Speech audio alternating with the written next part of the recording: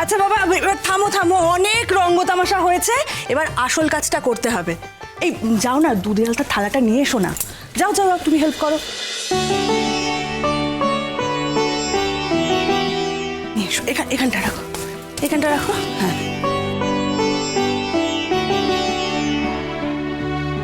এবারে দুধে আলতার থালায় পা দিয়ে মা লক্ষ্মীর মতো পায়ের ছাপ ফেলে ভেতরে এসো। এসো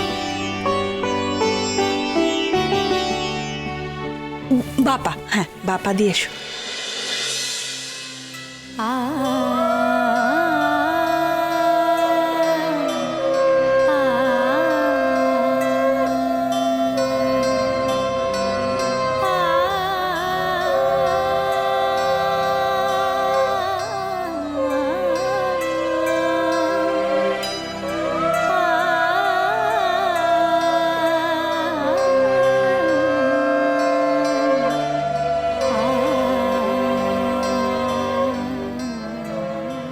বাহ, লক্ষ্মী বইয়ের পায়ের ছাপ কি সুন্দর, ঠিক যেন একেবারে মা লক্ষ্মীর পায়ের ছাপ।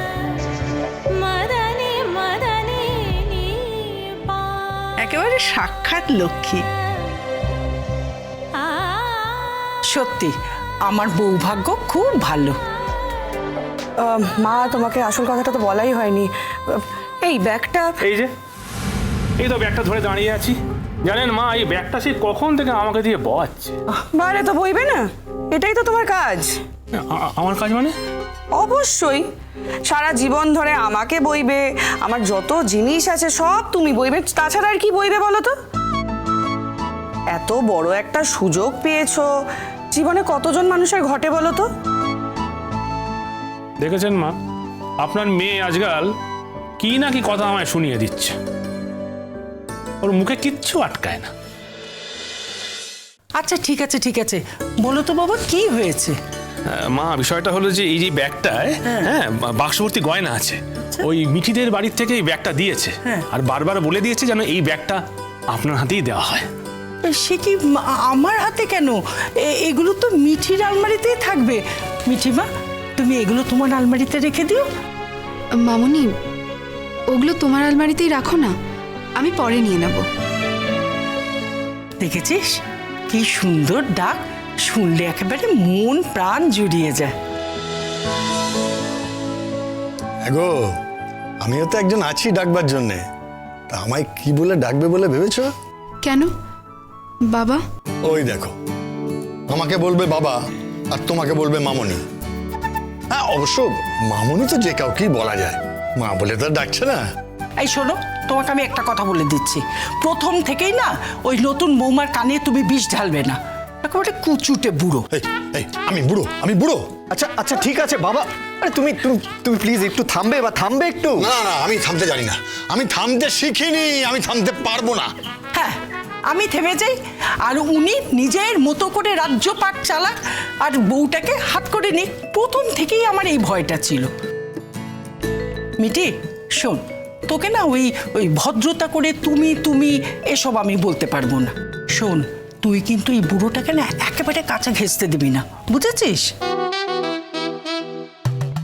আর আমি হচ্ছি এই বাড়ির আসল, হ্যাঁ, সব সময় আমার ফরে থাকবি। হ্যাঁ, এইভাবে ভেবে ভেবে দল তৈরি করছে। আচ্ছা মেয়েটা কি ভাববে? মেয়েটা কি ভাববে? ও তো জানে ও কোন দিকে থাকবে। আচ্ছা আচ্ছা তুমি বলো তো, তুমি কোন দিকে থাকবে? সব কথা কি বলতে হয়? ভালো প্লেয়াররা মনে মনে দলটা ঠিক করে রাখে, বলে একদম লাস্ট মোমেন্টে। দারুণ দিয়েছো কিন্তু মিঠি, এক বলে সবাইকে বোল্ড। এ আমার বৌমা, বুঝলি তো?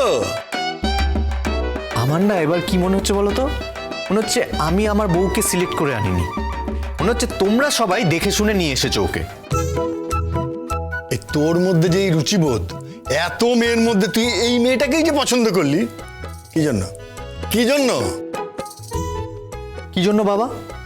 কি জন্য? কি জন্য বল, বল কি জন্য? হ্যাঁ, তখন থেকে কি জন্য বল, শুধু ভ্যান ভ্যান ভ্যান ভ্যান করছে।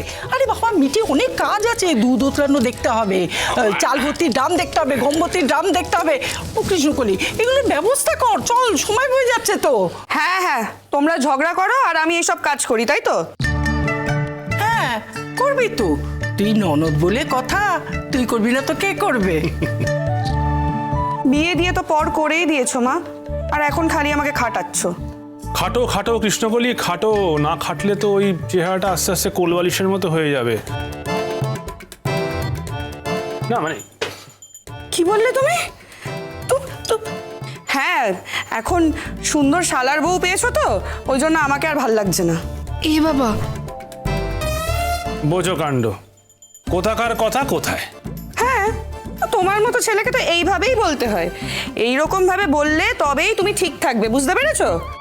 চলো তুমি ঠিক এতক্ষণে ও দুধ- দিদি, নতুন বউকে দুধ উতলানো দেখাবে না নাকি? আরে এ তো উতলে যাচ্ছে, আর আমি সামলে রাখতে পারছি না গো।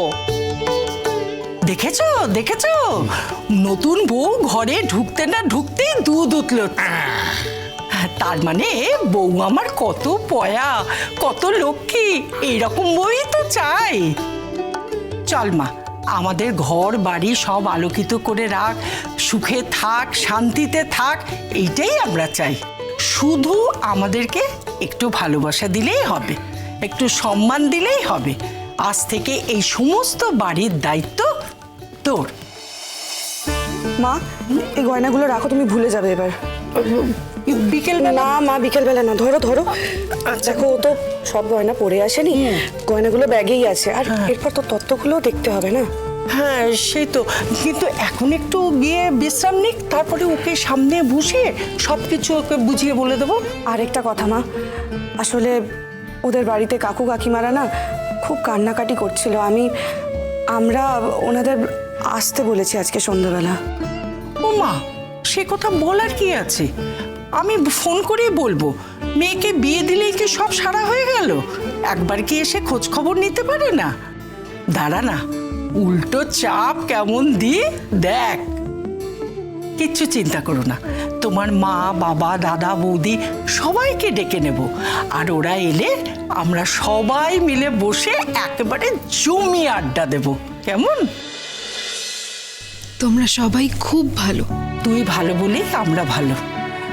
তুই এই সংসারে এসেছিস, সব সময় একটা কথা খেয়াল রাখবি, যে কোনো বাইরের লোকের জন্য আমাদের এই সংসারে যেন কোনো অশান্তি না হয়।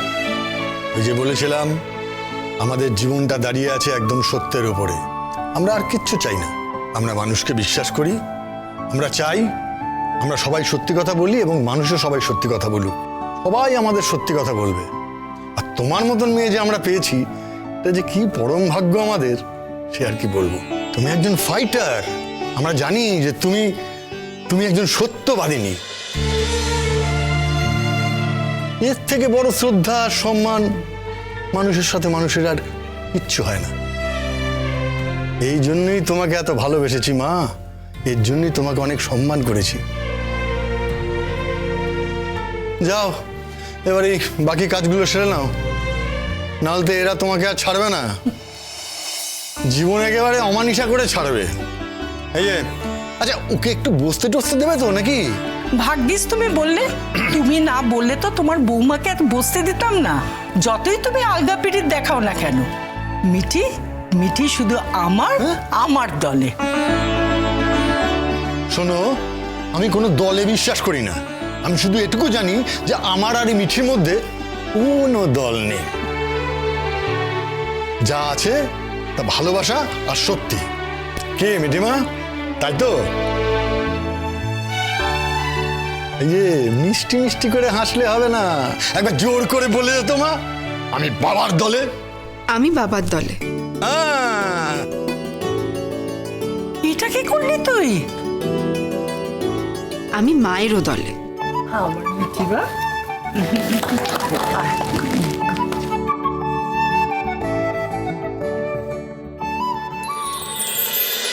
চিরসখা হে